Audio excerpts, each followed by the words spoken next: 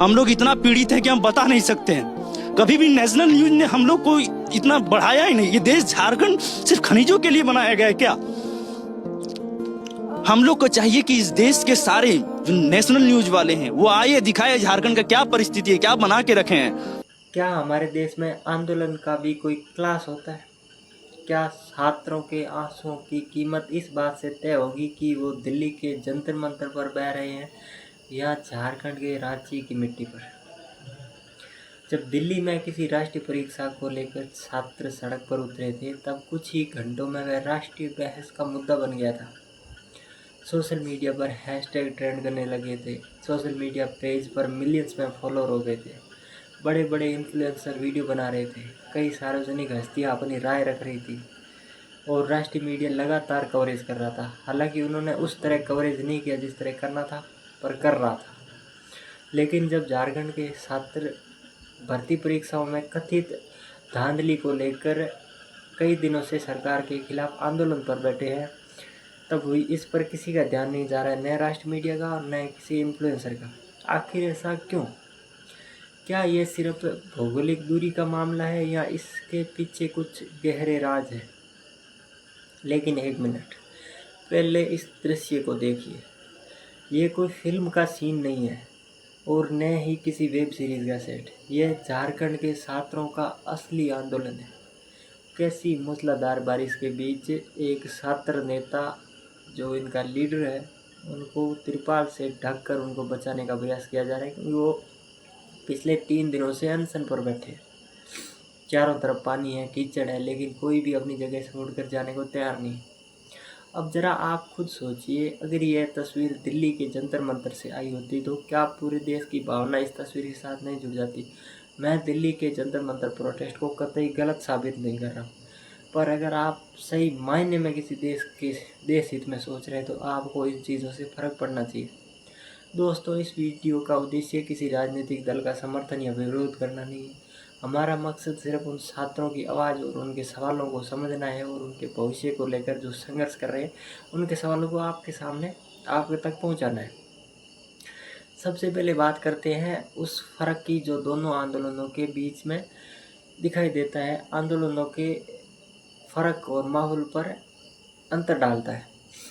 दिल्ली देश की राजधानी है। यहाँ देश के सभी बड़े विश्वविद्यालय, बेहतर इंटरनेट है, सोशल मीडिया का बड़ा नेटवर्क है और राष्ट्रीय मीडिया की मौजूदगी सबसे ज़्यादा होती है।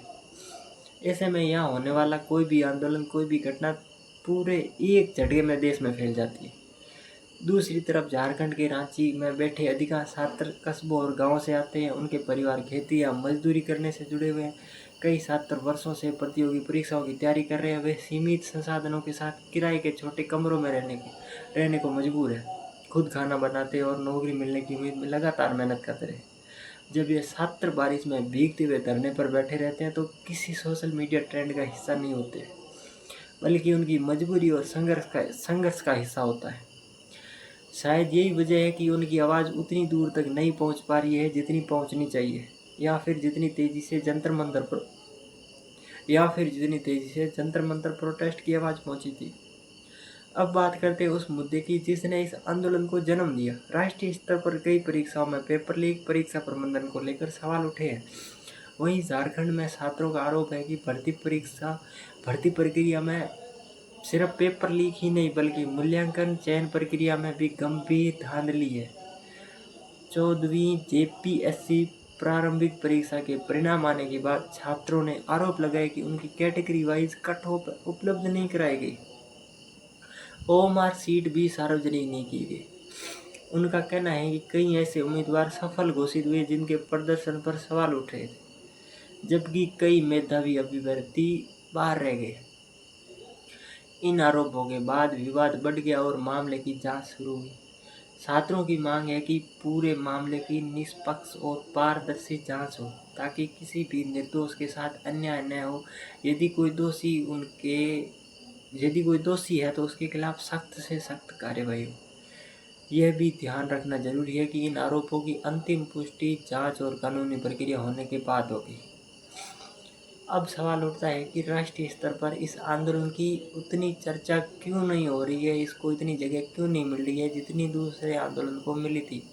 हालांकि देश में अभी सिर्फ एक ही आंदोलन सफल हुआ है, बाकी सारे आंदोलन दबा दिए गए हैं पिछले 12-13 सालों में। कई लोगों का मानना है कि राजनीतिक परिस्थितियां भी इसमें भूमिका निभाती है। कुछ लोगों का आरोप है कि अलग अलग राज्यों के आंदोलनों को अलग अलग नज़र से देखा जाता है।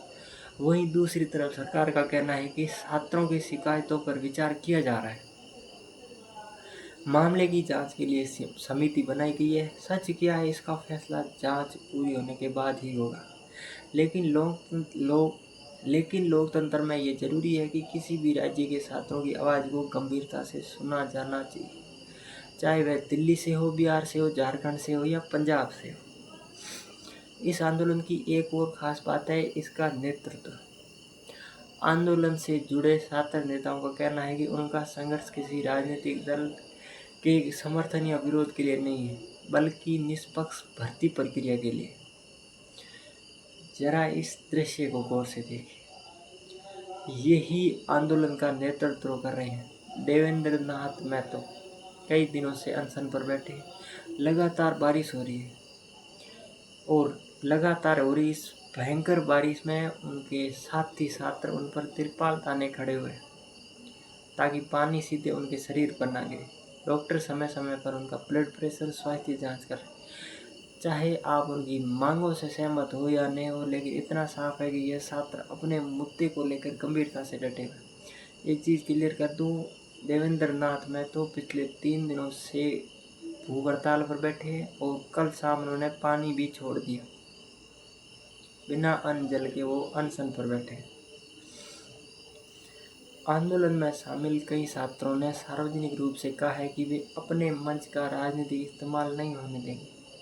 उनका कहना है कि उनका उद्देश्य सिर्फ और सिर्फ योग्य उम्मीदवारों को न्याय मिले और भविष्य में होने वाली भर्ती परीक्षाएं पारदर्शी तरीके से हो।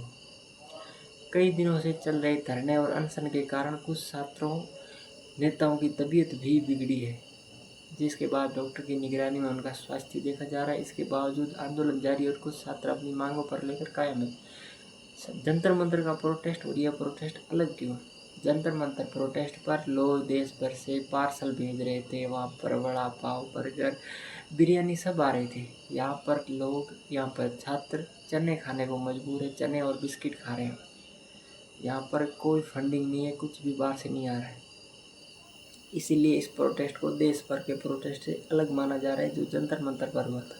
हकीकत भी यही है। जंतर मंतर पर जो प्रोटेस्ट हुआ था उसको इतनी भारी मात्रा में सपोर्ट मिला था देश भर से बड़े बड़े सेलिब्रिटी सोनाक्षी सिन्हा, विशाल ददलानी, प्रकाश राज, इन्होंने खुलकर इस प्रोटेस्ट को समर्थन किया था और इतने शानदार शानदार फ़ोटोज़ निकल के आ रहे थे। ये सारे फ़ोटो आपने देखे होंगे, उस प्रोटेस्ट से निकल के आ रहे थे।